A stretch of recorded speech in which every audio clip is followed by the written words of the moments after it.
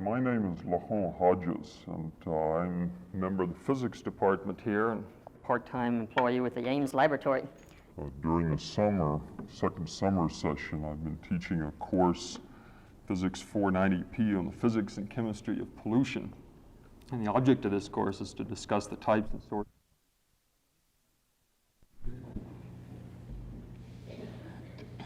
I remember him as, I should have said earlier, I've been asked to introduce John Barth, a man I remember as Jack Barth, as long ago as 15 years when he was a small-time bootlegger in the hills of central Pennsylvania. He was a brewer of a special kind of beer that I'd never tasted before.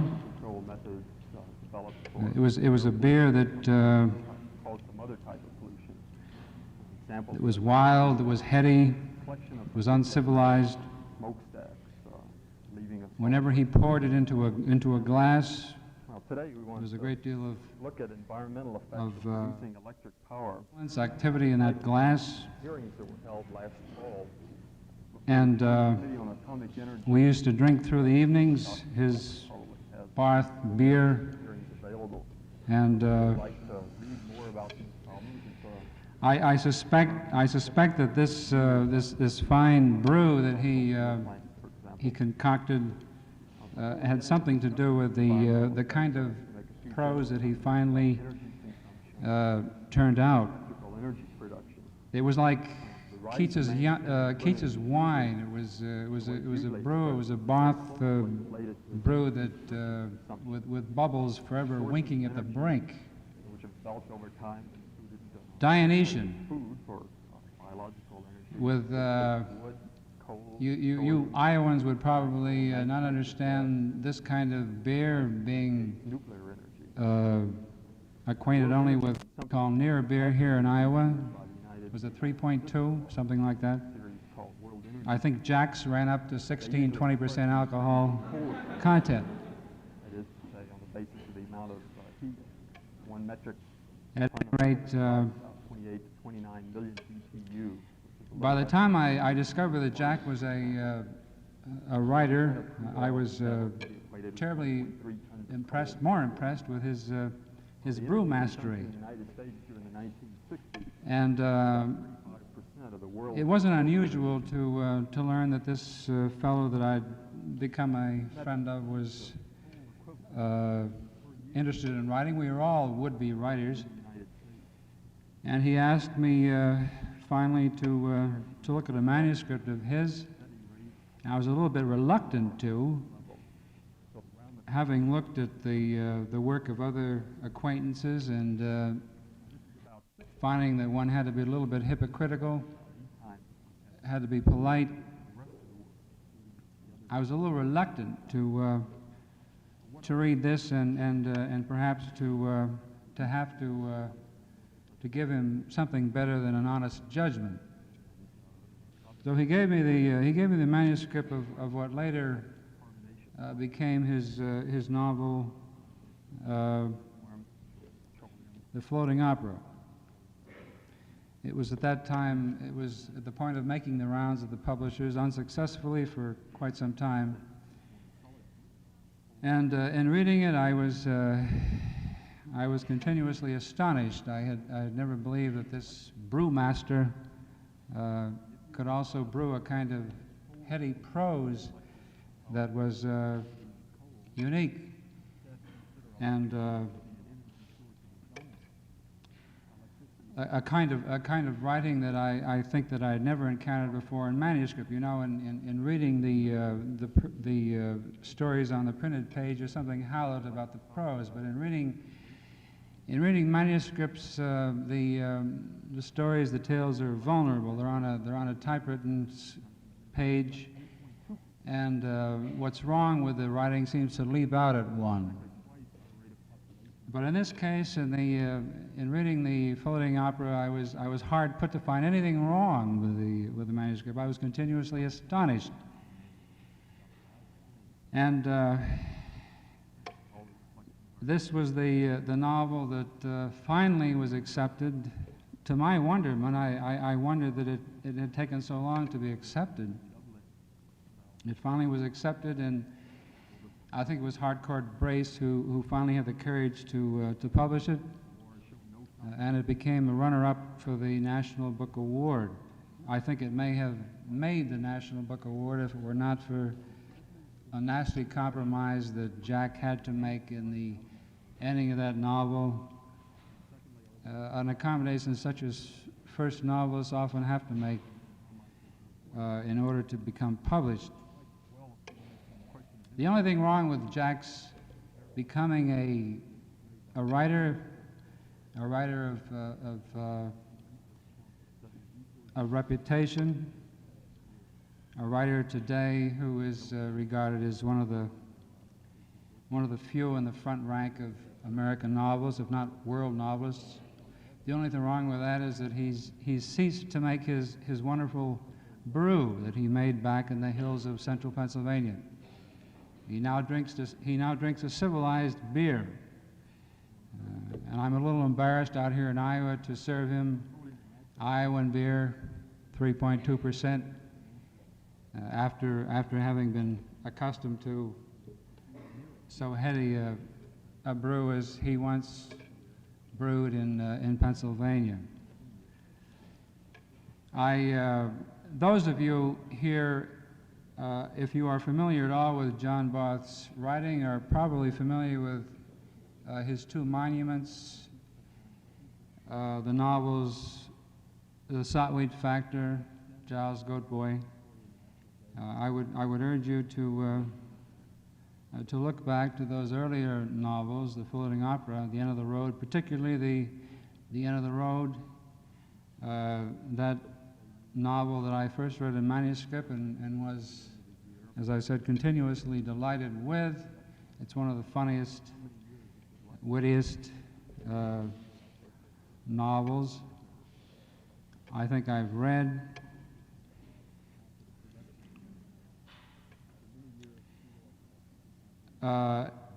Also, he's not regarded simply as a novelist. His latest work, Lost in the Funhouse, for print and tape, stereophonic recording, is a work of shorter fiction. He's now working in the shorter forms, particularly now in the novella. And the work that he will read tonight is as he has said earlier today, is the front part of a novella which is soon to be published later this spring. Well, at this point, I give you John Barth.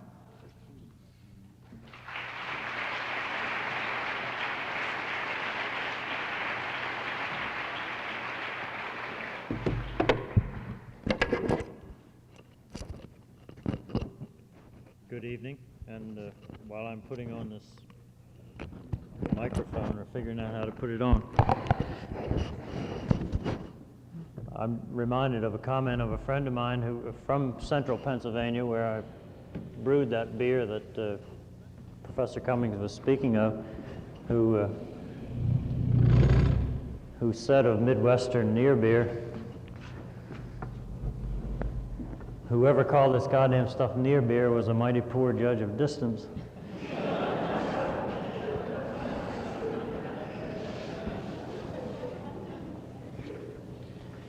If you're familiar with the stars, you'll remember that there's a group of 5 constellations which rise together late in the evening in the fall of the year in the latitude of, I think in the latitude of Ames, Iowa, as a matter of fact. The same parallel latitude, which I believe if we extended it to the east, runs surprisingly. As you know, if you've ever looked at globes, when you get over into Europe, the latitudes which seem northern here, southern there, and so forth. I was astonished to learn when I was a child that the parallel of latitude that runs through Athens, Greece, not Athens, Ohio, Athens, Greece, ran right through my hometown in Maryland, and I think probably runs right about through here too. constellations which have to do with the story of Perseus, a theme that I'm going to read about tonight. Perseus, in case you forgot your classics, was Zeus's son by Danae, to whom Zeus made love in the form of a shower of gold. Perseus is the hero who cut off Medusa's head, Medusa the Gorgon, who started out as a beautiful virgin, but wound up with snakes for hair and a glance that petrified everything in sight. I'm going to have much to say about Medusa tonight in this novella. In a sense, she's the heroine of the story, although she doesn't come into it much this evening. I wasn't aware until some Freudian colleague of mine at Buffalo told me that the whole petrifaction element in the Medusa story is really has to do with impotence. I didn't realize that. I had read it just oppositely, and it's the opposite interpretation which will operate tonight. Then, after after Perseus had cut off Medusa's head, he rescued an Ethiopian princess named Andromeda from a sea monster called Cetus. I mention all these proper names because they're the names of the constellations that come up in order, and also because those names recur in the story. He rescues Andromeda from a sea monster called Cetus, to whom she had been being sacrificed on orders from the god Ammon, an African version of Zeus. Perseus and Andromeda marry. After a certain amount of hassling. There's some turbulence at their wedding ceremony. Perseus turns all his enemies into stone statues with Medusa's help, and then takes over the kingdom of Mycenae, and the bride and groom live happily until the end of the myth, which in fact ends right about there.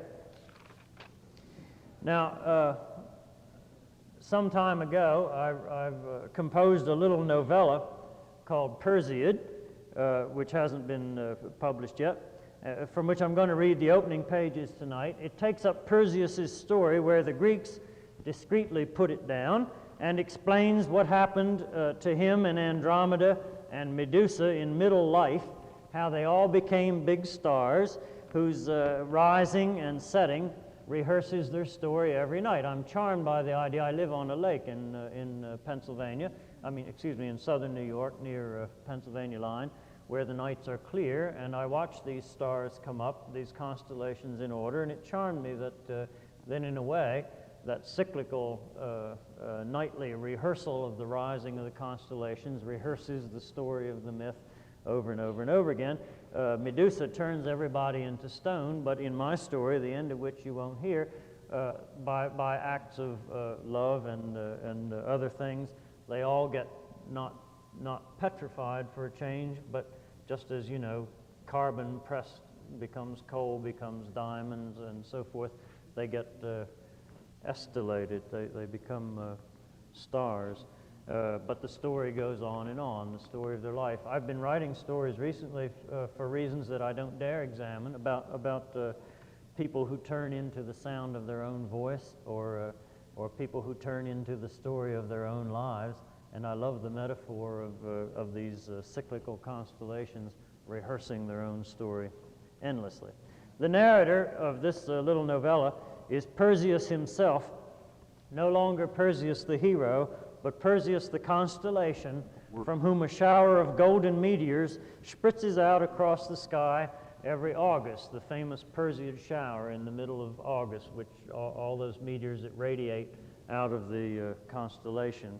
He doesn't have time now to do more than simply introduce himself and tell you how, at about age 40, anyhow in middle life, trying to repeat his youthful exploits, the things that he had done that made him a myth in the first place, he crashes in the desert, passes out, and wakes up to find himself in a spiral-shaped temple. I'll have more to say about that temple by interrupting myself as I go along.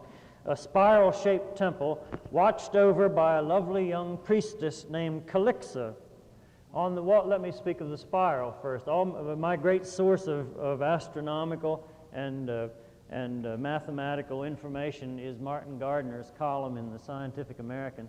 And I was excited one time to find out that the same spiral that makes the chambered nautilus shell, that logarithmically expanding spiral, if expanded infinitely, becomes the same spiral as the great spiral galaxies, of which, of course, the most visible one is the galaxy in Andromeda. That kind of, I don't know what to make of that correspondence, but that it exists excites me profoundly.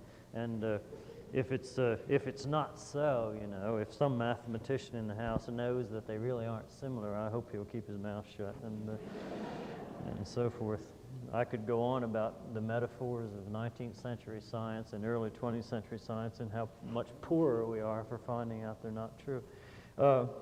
He wakes up in a spiral-shaped temple watched over by a lovely young priestess named Calixa. On the walls of this temple, which may or may not be in heaven, it's not established now just whether Perseus has died or has not died, is a series of low-relief murals along the spiral wall depicting Perseus's earlier adventures, the first half of his life when he did his heroic things. I stole that idea from the second book, I believe, I think it's the second book of Virgil's Aeneid, a scene I love very dearly when Aeneas, batting around the Mediterranean all those years trying to do something, you know, get the refugees to where they're supposed to go, gets blown to Carthage and finds Dido's city already built. You remember the scene in the Aeneid. The tender part of it is that little set piece of Virgil's about the Carthaginian frescoes when he sees in disguise, Aeneas, scenes in Dido's city of the Trojan War, the war he's left behind, and he looks at those scenes. This is a sort of story within the story thing. This is his own past. He sees the war, he sees his friends, some of them dead, some of them alive, and he sees himself. He sees himself in one of the murals. There he is in disguise, not finished with his adventures yet, not knowing what really just still finding out who he is and what he has to do. And there's his own story already done in the frescoes. That passage, every time I read it or teach it, as we do, just excites me enormously.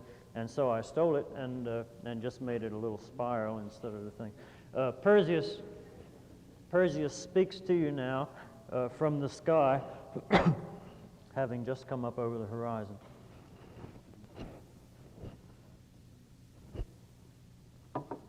Good evening.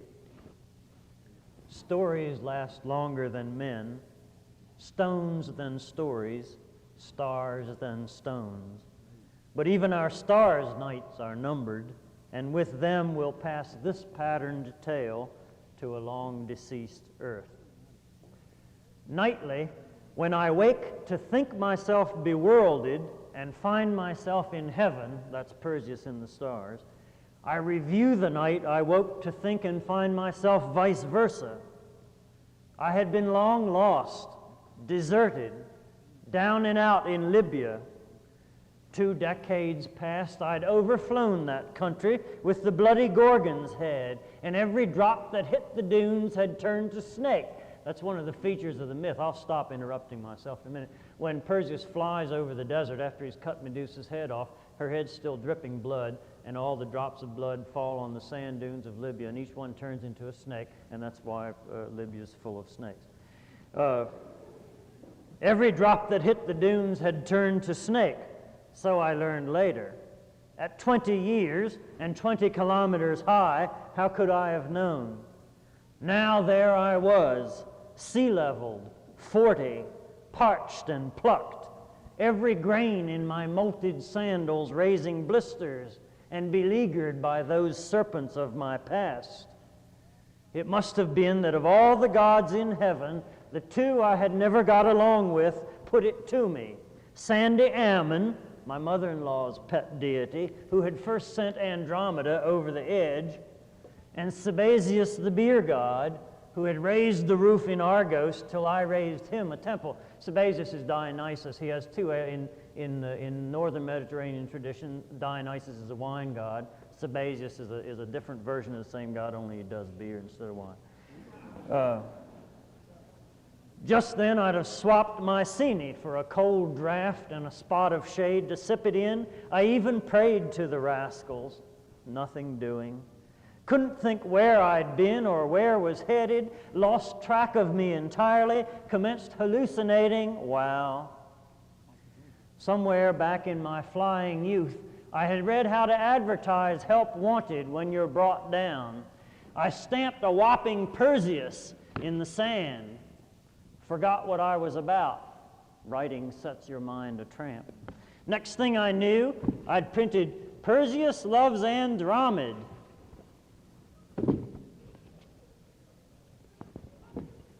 Half a kilometer across the dunes. Wound up in a depression with the 3 last letters. Not till I'd added USA was I high enough again to get the message. How I had confused what I'd set out to clarify. I can't hold this thing all at once. Dave? Not till I'd added USA was I high enough again to get the message. How I'd confused what I'd set out to clarify. I fried a while longer on the dune top, trying to care.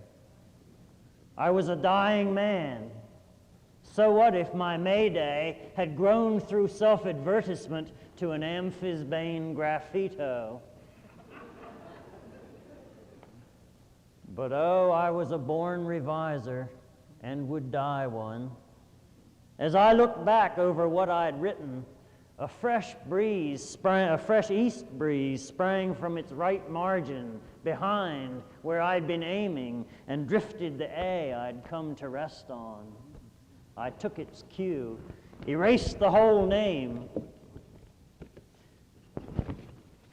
got lost in the vipered space between object and verb, went on erasing all, talking to myself, crazy man, no more loves, no more love, me too, take it off, all of it.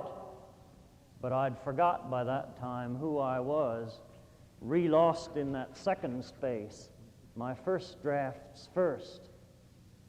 I snaked as far as the subject's final S, and, frothing, swooned, made myself, after that 7th letter, a mad dash.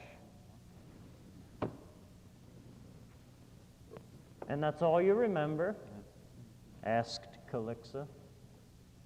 That was it, till I woke up here in heaven, in the middle of the story of my life. Would it please you if I kissed your navel once again? Take a chance. I blushed and did. Here's how it was.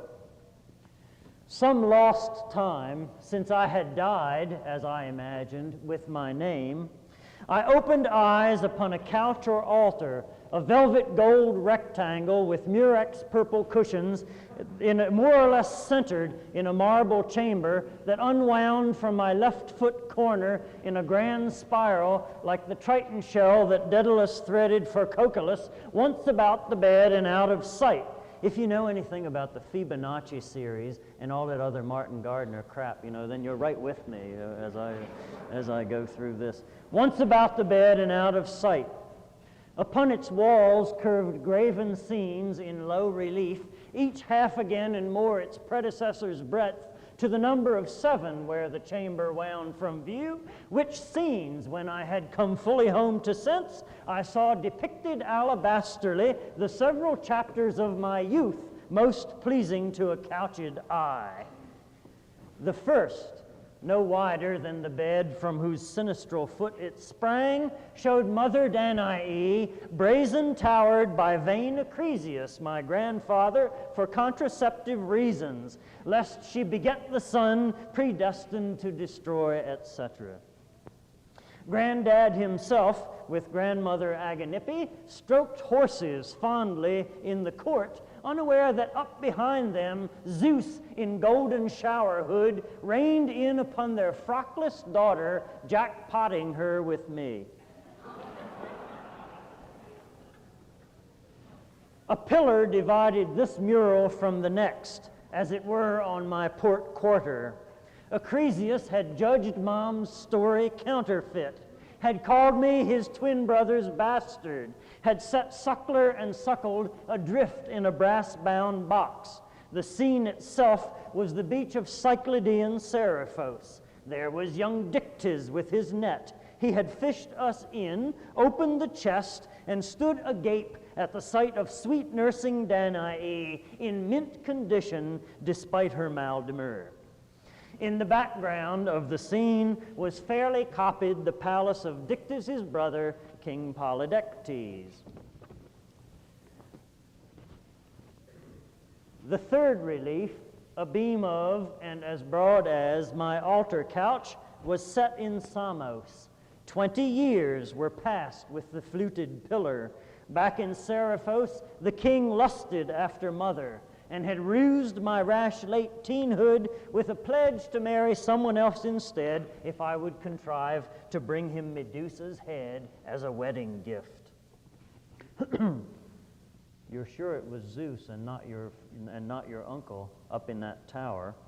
I had asked Danae one last time, for she had admitted an early defloration by Proetus, Acrisius' twin.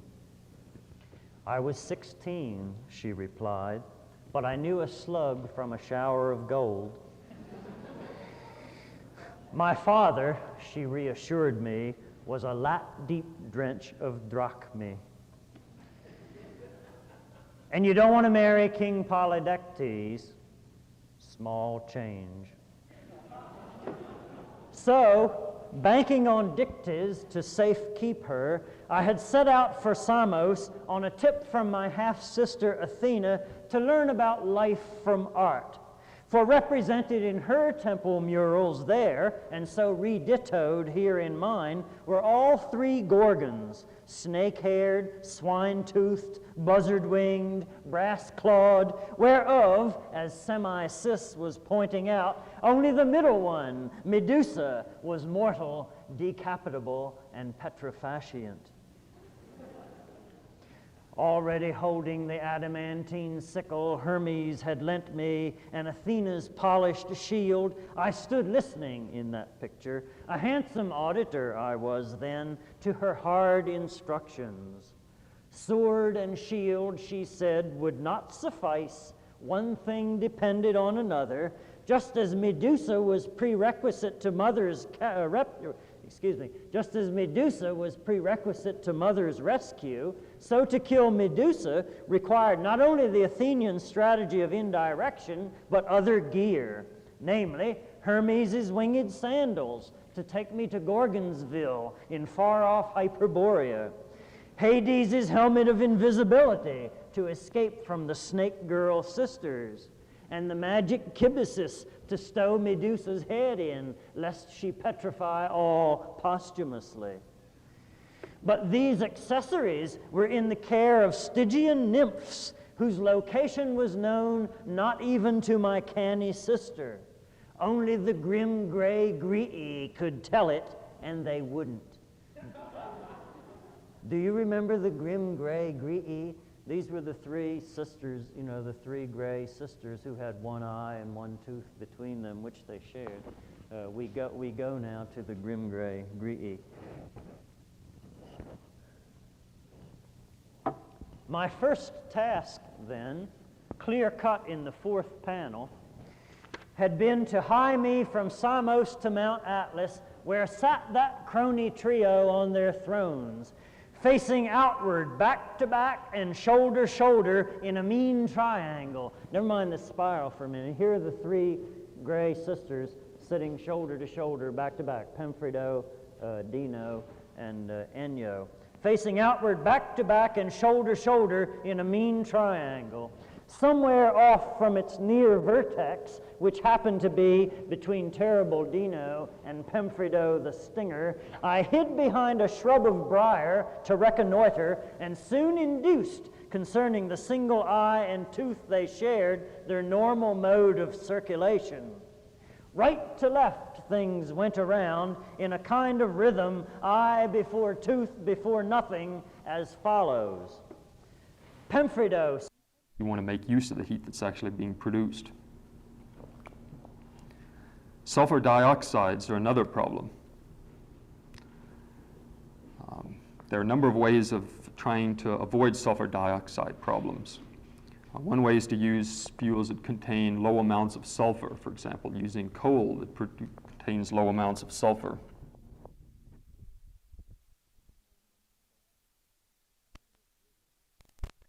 Things went around in a kind of rhythm, I before tooth before nothing, as follows.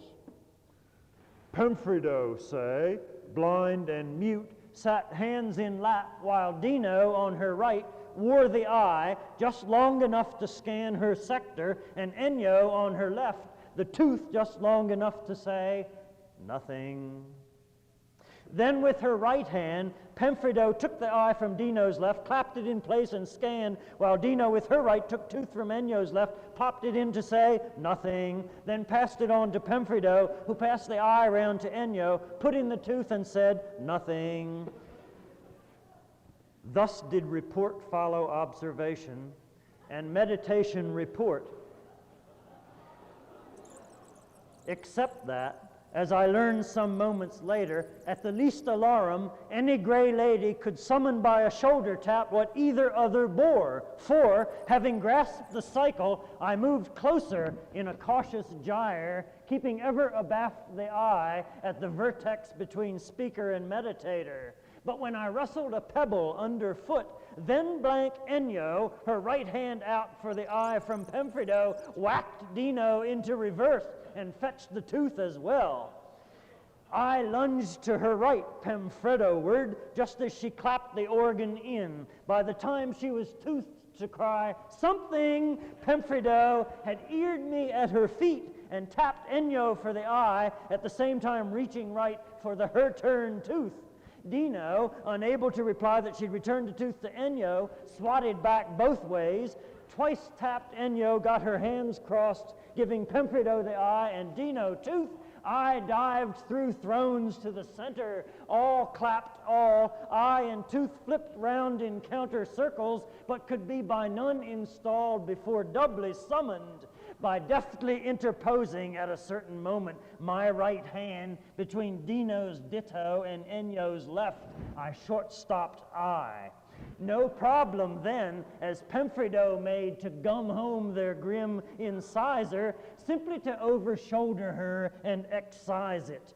The panel showed me holding both triumphantly aloft, while the grieving Gri'i thwacked and flopped and croaked in vain like crippled herons.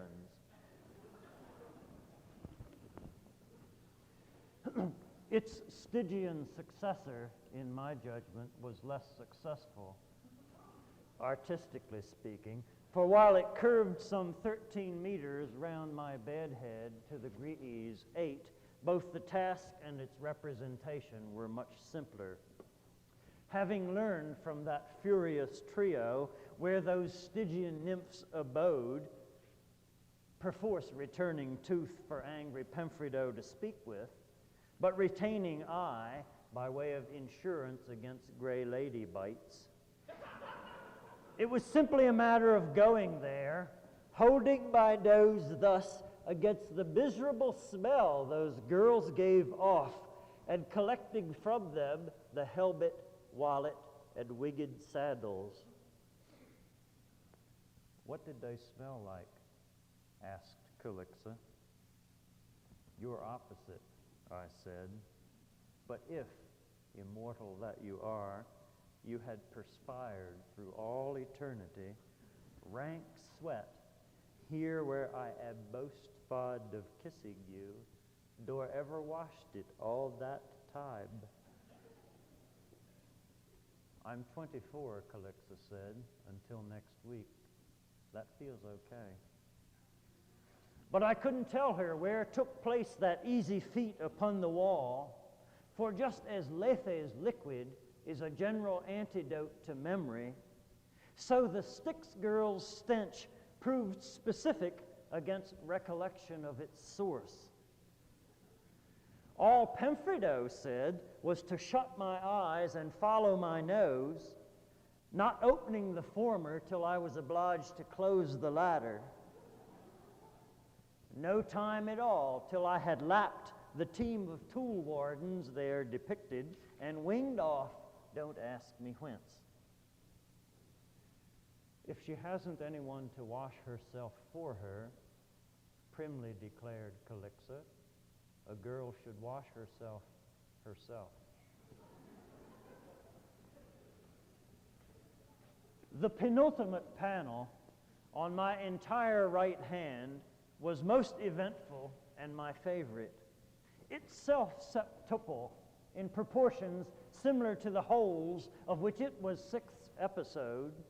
Its first scene, Hyperborean, showed me holding aloft the Gorgon's dreadful head, which, catching her napping, I had snuck in shielded to cut from her reflected neck. The second, Hesperidean, showed my petrifaction of inhospitable Atlas. The third, fourth, and fifth, all Joppen, showed respectively my backhand slaying of sea beast Cetus, threatening Andromeda on the cliff. The post-rescuary nuptials held over Cassiopeia's protest, whereat I had recited to the wedding guests my history thus far.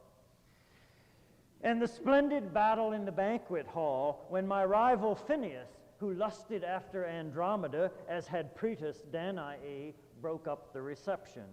The mural showed me turning into stone with all his company, that avuncular Nepophile. In the heptatic sixth panelet, climax of the climax, back in Seriphos, I had once again called my enemy to my aid. I had rescued Mother and ended my tasks by the petrifaction of taskmaster Polydectes. I'll interrupt here for the last time. One of my favorite moments in classical myth, that sort of myth that has to do with the hero who is set labor after labor, stupidly realizing that every goddamn time, not realizing that every goddamn time he finishes a labor, they're just going to set him another one. And finally, he ends his labors he terminates his labors by exterminating the taskmaster, you know. It's a revolutionary idea, which I don't want to generalize from, but I point it out to you, and it's one of my favorite moments in myth. It happens over and over again, you know, where you transcend your tasks by killing the taskmaster. Oh, well. The seventh panel in this little series of sub-panels represented a mere and minor mishap sometime later at the Larison track and field meet, where a zephyr had slipped my straight-flung discus into a curve and had frisbeed down to Hades. Granddad Acrisius in the stands. That panel was as overlong for its substance as was its grand counterpart in the whole heptamerous whirl, which for all its meters, 33 and then some, showed but my wife and me, throned in Argos, surrounded by our gold-bright children, a shower of Perseide. Daily, hourly, since first waking on my Elysian couch, I reviewed those murals, wondrous, as faithful to my story and its several characters as if no chiseling sculptor, but Medusa herself, had rendered into veined Parian marble from her perch in the great sixth panel our flesh and blood. That image was of the lot most welcome to me. All golden muscle, hard as marble, I stood profiled on the Gorgon's corpse in the model glory of 20 years. The magic sandals were strapped to just below my calves, my left knee bent to bound me next moment skyward. Held back at right mid-thigh was Hermes' falchion, declined from horizontal, as were my knee, my penis, see below, and my eyes, not to meet through the golden locks that curled from under Hades' helmet, the eyes of Medusa, whose dripping head I held aloft in my left hand. Despite two small departures on the heavenly sculptor's part from classic realism, though I grant it was a moment far from aphrodisiac, I could swear he had undersized my phallus. And Medusa's face unaccountably was, but for the Herpetine coiffure, a lovely woman's face. It was a masterpiece among masterpieces, that panel. It was my eye first fell on when I woke. It was I was still transfixed by, much while later, when my radiant nurse nymph first appeared from beyond the seventh mural to kneel smiling at my bedside as if before an altar. My voice still scratchy from the dunes, I said, "Hello." She whispered, "Hi." And on my asking who she was, responded, "Calixa, your priestess." "Ah, so? I've been promoted." She raised to me brighter eyes than any I remembered having seen on earth and said enthusiastically, "Here you've always been a god, Perseus. All my life I've worshipped you right along with Ammon and Sabazius. You can't imagine what it means to me to see and speak to you like this." I frowned, but touched her cropped dark hair and attempted to recall the circumstances of my death. Calixa was neither white, like most other nymphs of my acquaintance, nor cinnamon dark, like Ethiopish Cassiopeia, nor high chryssal, like my handsome widow of panels 6C through E and 7. But sun-browned as a young gymnasiast through her gauzy briefs, which showed her too to be lean-hipped and breasted, like an adolescent Artemist, as against Andromeda's full-ripe femalehood, say, or the cushy amplitude of... There, my memory with my manhood stirred, giving the lie to elsewise marvelous 6A. "Is this Elysium, Calixa, or Olympus?" "It's heaven," she replied, brow to my hip. I had never heard from Athena or the several accounts of fellow heroes which I had studied in the past decade of erections in Elysium, whereas the Olympians seemed as permanently tumesced as the mount they dwelt on. I was elevated then. Still stroking, as I considered this rise, my nice nymph's nape, I noticed that while the mural began at my bedpost, the spiral it described did not, but curved on in and upward in a golden coil upon the ceiling to a point just above where my head would be if I moved one head's width left. When I raised me up to watch whither hot Calixa now, I saw the same spiral stitched in purple on the bed. And, miracle of miracles, when the sprite sprang nimbly aspread that nether spiral and drew to her tanned taut tummy, dazzled me, I perceived that her very navel, rather than bilobular or quadrantic, like the two others I best knew, was itself spiriferate, replicating the infinite inward wind, both above and below the finite flesh on which my tongue now feasts. Godhood was okay.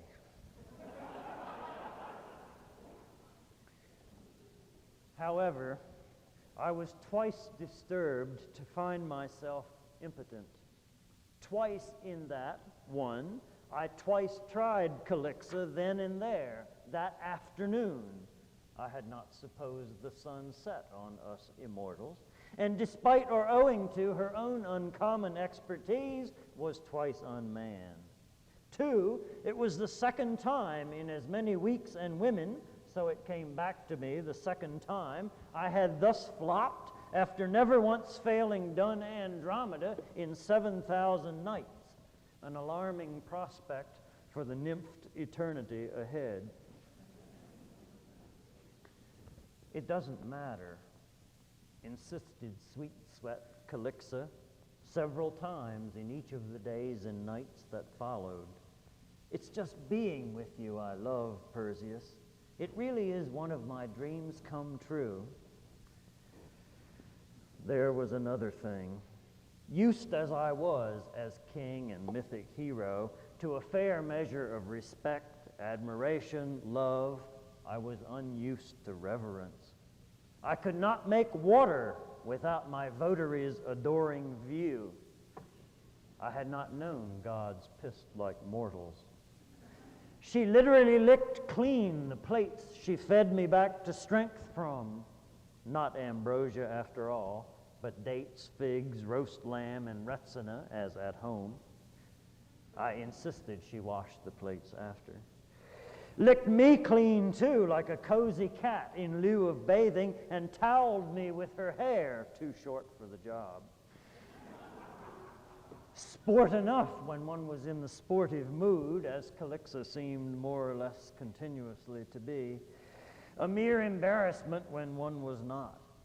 Truly, I believe she would have reliquaried my stools if I had allowed her.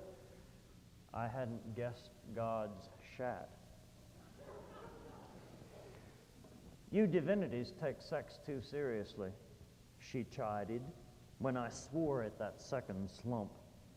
I supposed to her, not unbitterly, that nymphs like herself were accustomed to a rounder rogering from the deities they attended, and made clear, perhaps over-protested, that I myself was entirely unused to impotence, could not account for it. Oh, you'll be heavenly once you're aroused, I can see that, she soothed, in all good faith, exactly the wrong words. Not her fault at all, I assured her. Indeed, never since my first nights with Andromeda, so long years past, had I couched so lively, lean, and tight amiss. Moreover, Andromeda and I fondly recollected, had begun as equal amateurs and learned love's lore together, whereas Calixa's skill bespoke much prior experience. Gaily she enjoined me from pout. Believe it or not, I was a virgin till 22. Cheerfully she acknowledged then that all her girlhood she had so adored myself, Sabazius, and horny Ammon, and had in addition been so preoccupied with sports and studies she'd let no ordinary mortal know her. I had not heard mortals could lay hands on nymphs. Then one evening, as she was sweeping out the sheep god's shrine, Ammon himself had appeared, and to her great delight had rammed her. Thus initiate, she had gladly become not merely tender of our three temples, but priestess prostitute as well, holily giving herself in the honorable tradition of her earthly counterparts to the truest of our male admirers, between tuppings by 2/3 of the deities themselves. Sabazius, too, I protested. Ammon I could be purely jealous of, despite my old grievance concerning his advice to Cassiopeia, for the images I had seen of him in Joppa showed a fine-feathered fellow with handsome ram's horns coiling from his swarthy curls. But not only had Sabazius fermented no end of trouble for me back in Argos, I winced to picture that paunchy old Priapus a puff on my neat nymph. She giggled. You think you're impotent. But don't make so much of it, Perseus. Along with swimming and foot racing, she candidly admitted, she liked few pleasures more than the chains of orgasms that Ammon and one or two of her mortal partners could set her catenating.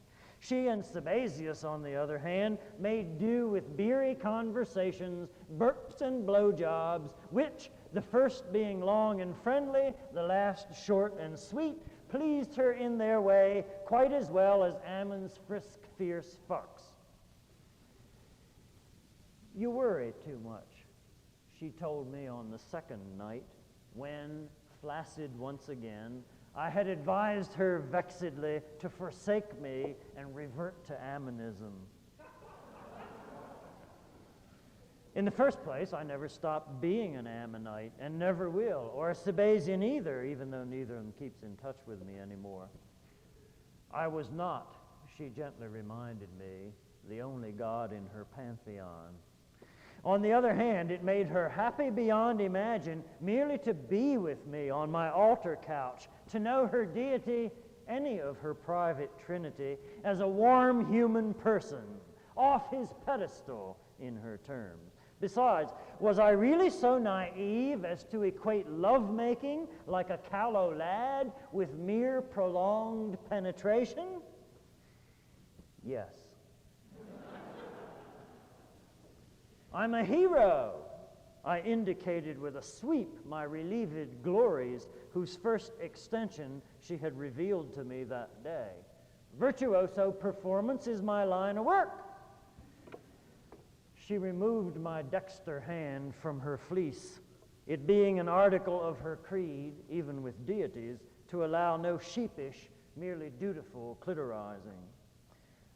The more you think of sex as a performance, she advised me, the more you're going to suffer stage fright on your opening nights. Hug up close now, and I'll fill me in on what I showed you today. Sigh.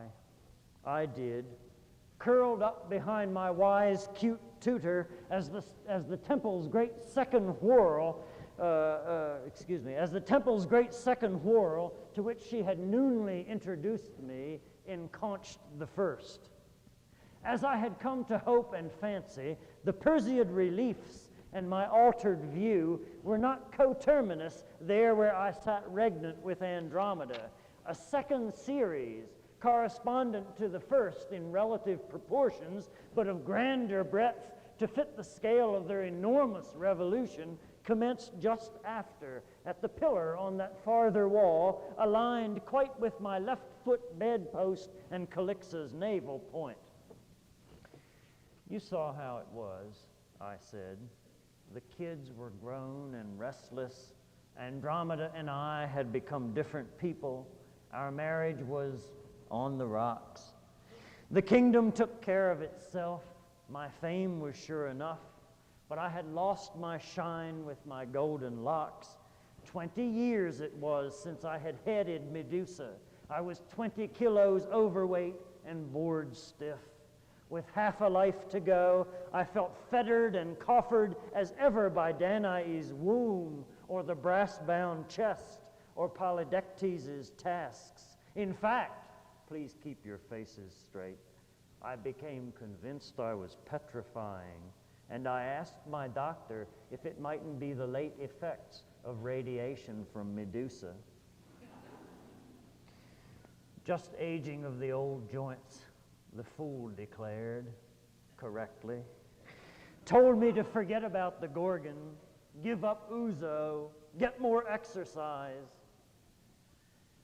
But hare hunts can't hold a candle to monster maki. I stayed up too late, I drank too many, I traded shameless on my authority to bore each night a captive audience with the story of my life. Change of scene then, the doctor ordered.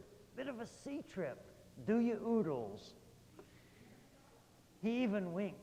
Take the missus along, second honeymoon, etc. Sometimes, Calixa said, I really wonder about doctors. Me too, but I proposed it, and Andromeda said, sure, right off. Park the kids in Argos. Sail down to Joppa for a visit with her folks. 20 years since she had seen Cepheus and Cassiopeia. Not quite what I had in mind, I told her. Look, we'll stop off there when the time comes, but let's go the route.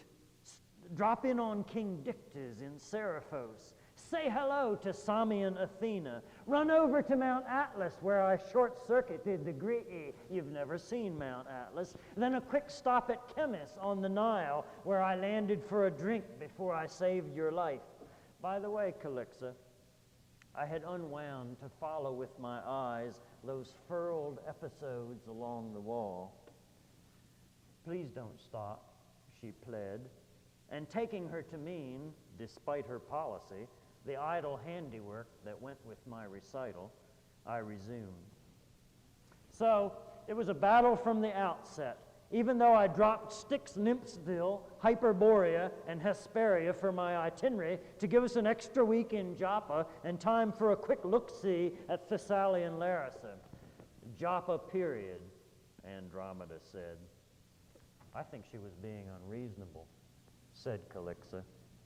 I cleared my throat. Well now, Perhaps it was a bit vain of me to want to retrace my good young days, but it wasn't just vanity. No more were my nightly narratives. Somewhere along that way I had lost something, took a wrong turn, forgot some knack, I don't know. It seemed to me that if I kept going over it carefully enough, I might see the pattern, find the key.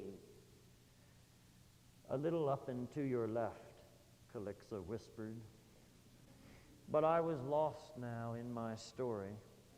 Ever since that run-in with your pal Sabazius, I said, things hadn't been the same between Andromeda and me.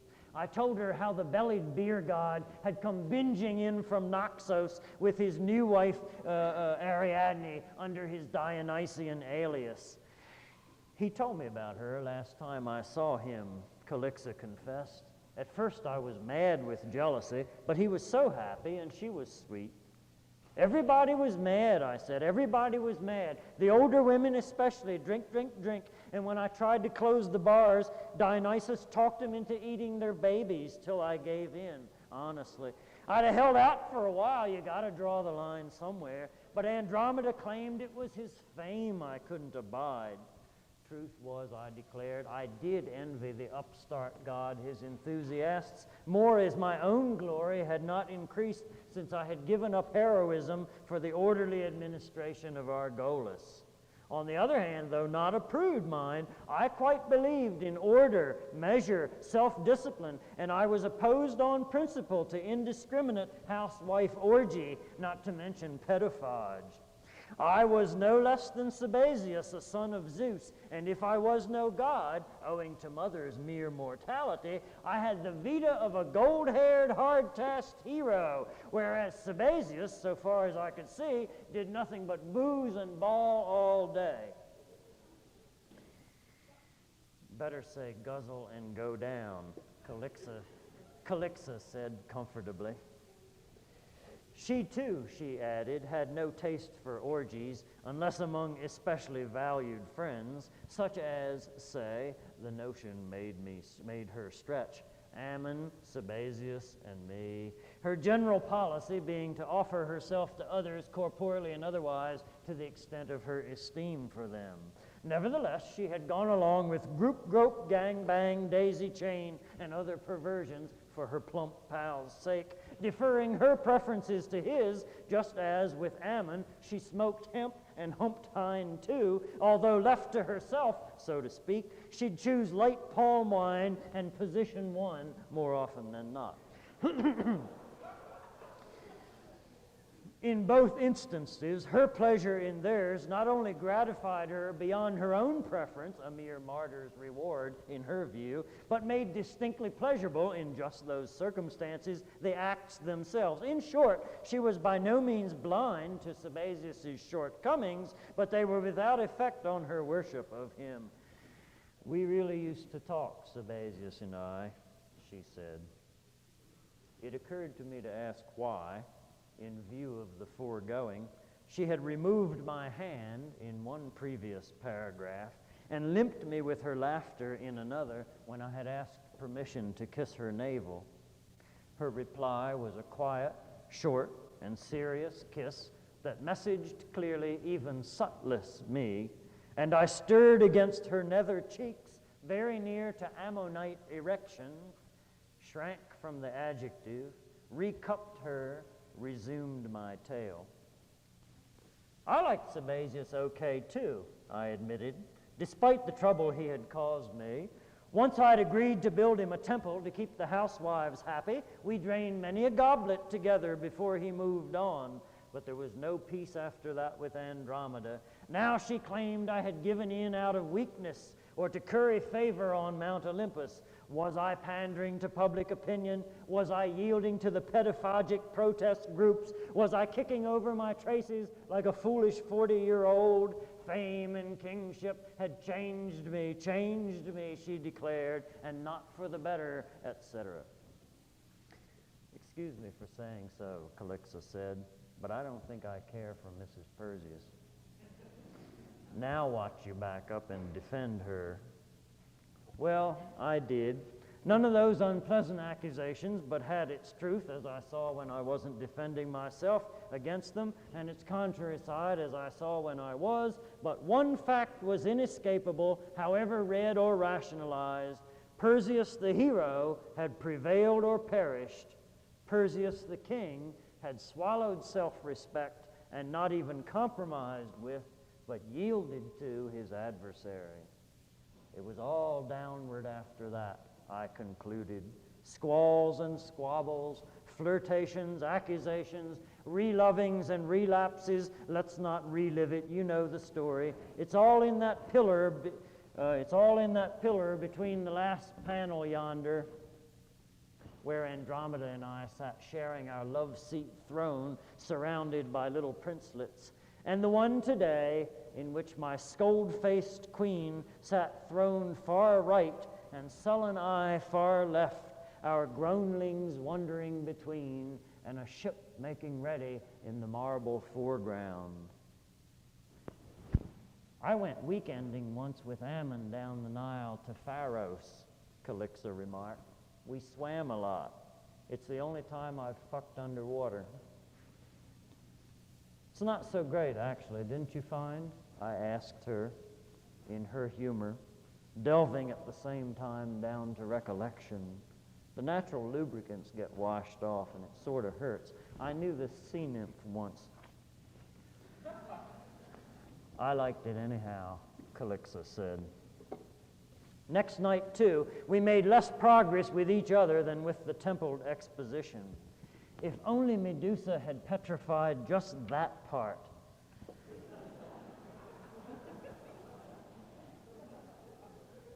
My priestess sighed, but would not let me repeat what she declared went without saying, that what fired my bolt like a green recruit's before the issue was fairly joined was not inexperience of artful love, but inexperience of novel partners.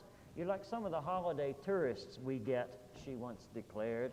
Bold as brass back home, but all tinsel and tiptoe here.